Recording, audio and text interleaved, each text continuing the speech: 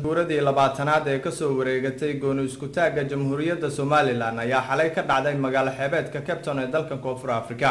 xafladan oo ay soo agaasimeen madaxda iyo mashaayikhda jaaliyadda Somaliland ee ku nool dalka Koonfur Afrika isla markaana ay kasoo qayb galeen boqolaal dadweyne ah ayaa waxaa lagu soo bandhigay bandhig faneed ku aadan sanad guuradii labaatanaad iyadoo markaasina ay khudbado kala duwan halkaasi ka jeediyeen mas'uuliyiinta madasha joogtay.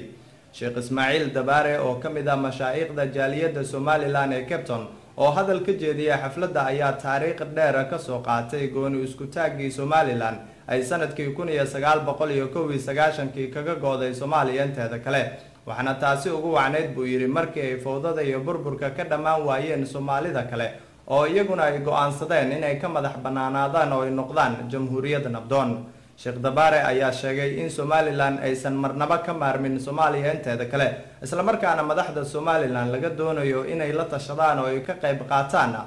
shirarka lagu darsayo xaaladda Soomaaliya isagoo ugu baaqay Somaliland in ay markaasi noqoto jamhuuriyad ka talisa in Soomaaliya inteeda kalena ay hesho nabadda waxaana Soomaalida kale uu ku booriyay inay ku daydaan nabadda ay maanta ku naaleynayso Somaliland.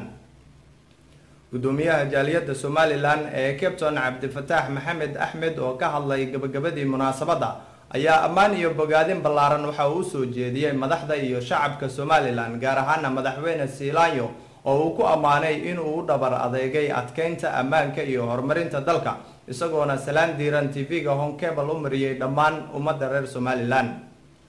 gudoomiyaha waxa uu shahaado sharaf kala duwan oo gudoonsiiyay marti sharaf oo kamid ahaa Cabdi Xuseen Cilmi Boorama oo kamid ah ganacsatada ugu caansan Cape Town iyo qaar kamid ah qabanqaabiyaasha xafladaasi qiimaha lahayd.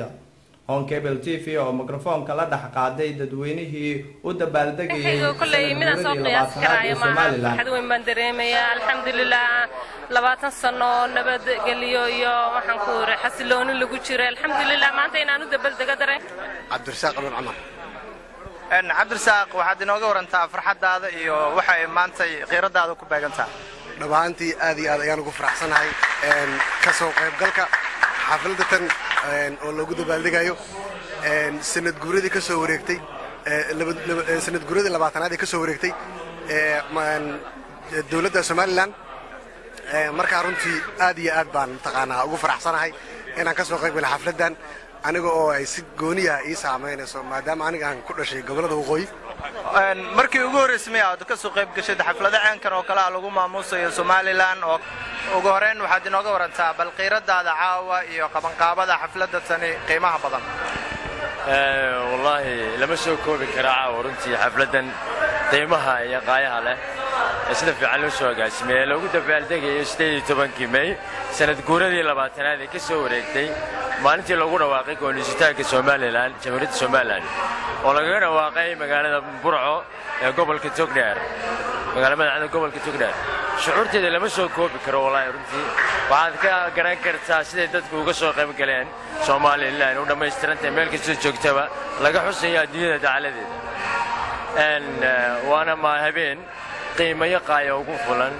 ay mudan yihiin mudan runtii oo ah habeenkii ay nabadeed magaalada madaxda gobolka Togdheer shucuurteeda lama soo koobi karo wallahi runtii waxaad ka garan kartaa sida dadku uga soo qayb galeen Somaliland oo dhameystirantay meel kasta joogtaba laga xusayo adduunyada dacaladeeda